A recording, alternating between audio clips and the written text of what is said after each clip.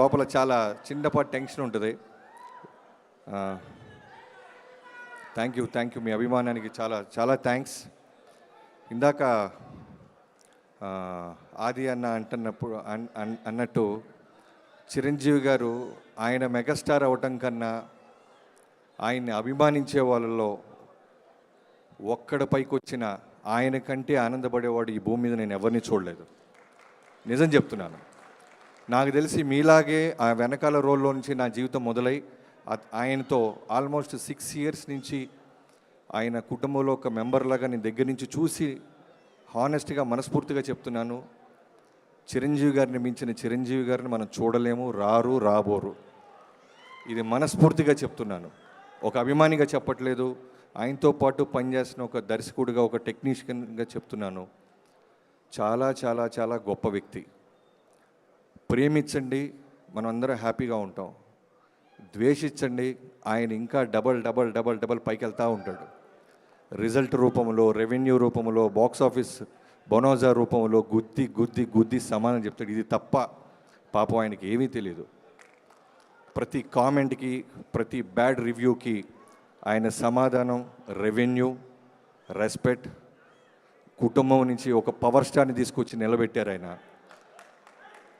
ఆంధ్ర రాష్ట్రంలో మనం అందరం చూస్తున్నాం, చిన్నపాటి జుట్టు కనబడిన కళ్యాణ్ గారిది చిన్నపాటి షోల్డర్ గరిపినా ఊగిపోతుంటాం. అలాంటి గొప్ప పవర్ స్టార్ని మనకిచ్చిన మెగాస్టార్ ఆయన. నేను ఈ 158 ఫిల్మ్ పూజకి పవన్ కళ్యాణ్ గారిని పిలవటానికి అమరావతి వెళ్ళినప్పుడు నేను మా producer, one of the producer మన లోహిత్ గారు అందరూ వెళ్ళినప్పుడు, సార్ 2 daysలో మెగా 158 పూజ ఉంది సార్, మీరు రావాలి అన్నప్పుడు ఆయన కూర్చోబెట్టి జనరల్గా వాళ్ళ పిఎస్ వాళ్ళు మా టీంకి ముందనింది ఏంటంటే, సార్ చాలా బిజీగా ఉన్నారు, ఊరు వెళ్తున్నారు, ఒక 5-10 minutes సరిపోద్దా సార్ అన్నారు. చాలు సార్, అందుకంటే ఎక్కువ వద్దన్నాం.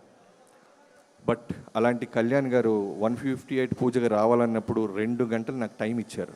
కారణం ఏంటంటే, మా అన్నయ్యతో సినిమా ఎలా ఉండాలో తెలుసా బాబీ అంటూ ఒక అభిమానిగా ఆయన మాట్లాడినప్పుడు, నిజం చెప్తున్నాను, ఇది నా ఆడియో ఫంక్షన్ కోసం దాచుకున్నాను, కానీ మీ అందరి ఆనందం కోసం చెప్తున్నాను. మా అన్నని మీరు థియేటర్లో చూశారు, మా అన్న స్టార్డమ్ని, మా అన్నని ఫ్యానిజంతో మీరు, కానీ దగ్గరుండి ఓ 14 ఏళ్ల కుర్రోడి నుంచి చెన్నైలో మా అన్నని నేను చూస్తూ పెరిగాను బాబీ. మా అన్నయ్య కోసం వచ్చిన జనాల్ని, వాళ్ళ ప్రేమల్ని, వాళ్ళు లక్షల మంది వచ్చినప్పుడు తెగిపోయిన వాళ్ళ చెప్పులు మున్సిపాలిటీ వాళ్ళు వచ్చి 3 రోజులు తీసి లారీలు వేస్తున్నప్పుడు నేను దగ్గర ఉండేవాడిని.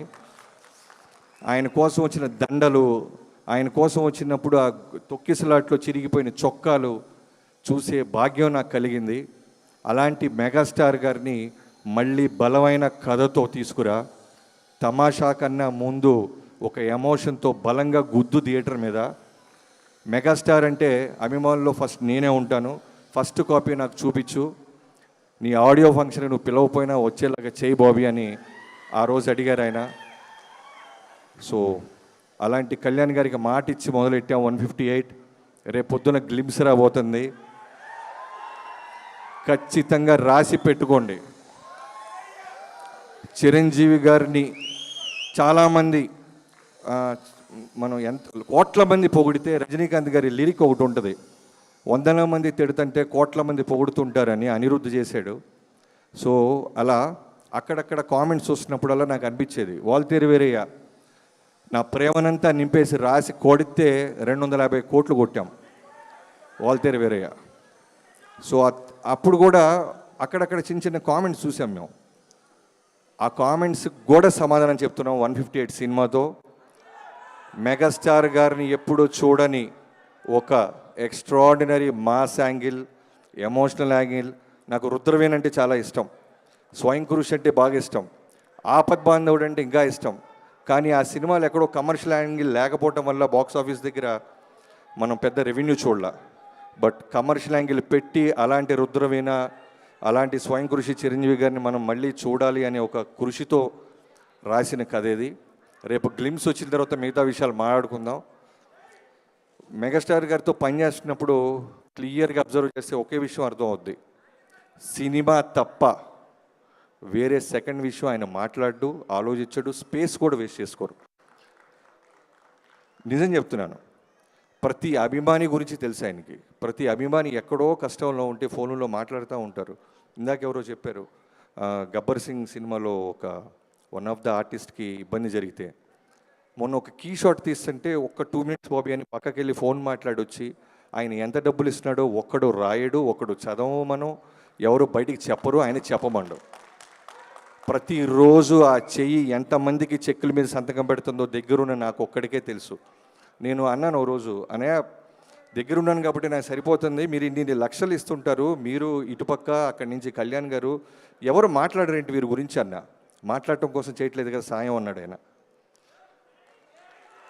నేను మాట్లాడటం కోసం మేము ఎక్స్పెక్ట్ చేయట్లేదు, నేనైనా నా కుటుంబం అయినా వాళ్ళు బాగుండాలి, స్నేహితుడైనా శత్రువు అయినా అభిమానైనా వాళ్ళు బాగుండాలని మనస్ఫూర్తిగా కోరుకుండే గొప్ప మనస్తత్వం ఉన్న గొప్ప మెగాస్టార్ అయినా. సో మ్యాక్సిమం ప్రేమించడానికి చూడండి.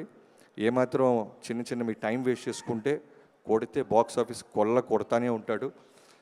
పవర్ స్టార్ని ఇచ్చారు, మెగా పవర్ స్టార్ని ఇచ్చాడు, ఎంతోమంది డైరెక్టర్లు ఇచ్చాడు, ఎంతోమంది కొరియోగ్రాఫర్లు ఇచ్చాడు, ఎంతోమంది యాక్టర్లు ఇంటికి పిలిచి మాట్లాడే అవసరం ఆయనకి ఏముంది చెప్పండి. ఒక చిన్న సినిమా హిట్ అయినా ఫస్ట్ ఫోన్ కాల్ అయిందే ఉంటుంది, ఇంటికి పిలుస్తారు. చిన్న హీరోలే ఈ మధ్య మనకి టైం ఇవ్వట్లేదు, అలాంటిది ఎక్కడో ఉన్న వాళ్ళకి ఫోన్ చేసి మాట్లాడతారు.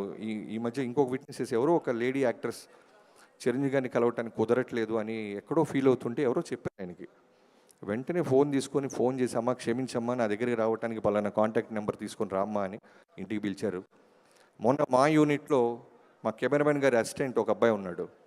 తను కొడుక్కి రామ్ చరణ్ గారి మీద ఉన్న అభిమానంతో రామ్ చరణ్ పేరు పెట్టుకున్నాను సార్ అని కెమెరామెన్తో చెప్తుంటే విని ఆయనే మొత్తం డబ్బులు ఖర్చు పెట్టి వాళ్ళని పిలిపించి చరణ్ గారి చేతుల మీద ఆ అబ్బాయికి బ్లెస్సింగ్స్ ఇప్పించారు ఆయన. సో ఎన్ని పక్కన పెడితే ఆయన చెప్పుకుంటూ పోతే పుస్తకాలు సరిపోవు, రోజులు సరిపోవు. సో అలాంటి మెగాస్టార్ గారితో రెండోసారి పనిచేస్తాను. ఒకసారి ప్రేమతో నేను ఇచ్చిన ఫ్యానిజానికి పేరు వాల్తెరి వీరయ్య, రెండోసారి వస్తున్నాం మెగా 158. రేపు మా టైటిల్లో కొంచెం లీక్ ఆయన ఇచ్చారు, ఆ లీక్ మాత్రం నేను చెప్తున్నా, పూర్తి పేరు అది కాకపోయినా టైటిల్లో ఉన్న ఒక చిన్న భాగాన్ని ఆయన లీక్ రూపంలో ఇచ్చారు. మిగతాది రేపు 9ంటికి మాట్లాడుకుందాం.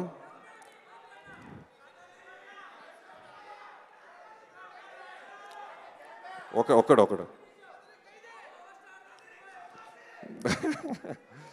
తప్పకుండా చేస్తాను. నీకంటే నాకు ఎక్కువ ఉంటుంది తమ్ముడు, కళ్యాణ్ గారితో చేయాలని ఎక్కువ ఉంటుంది. ఖచ్చితంగా తప్పకుండా త్వరలోనే అన్నీ కలిసి వస్తే కళ్యాణ్ గారి దగ్గరికి వెళ్ళి మళ్ళీ సినిమా వేస్తాను. Thank you so much. ఇక్కడికి వచ్చిన ప్రతి ఒక్కరికి పేరున నన్ను పిలిచిన స్వామినాయుడు గారికి, మిగతా అభిమానులందరికీ థ్యాంక్ యూ సో మచ్.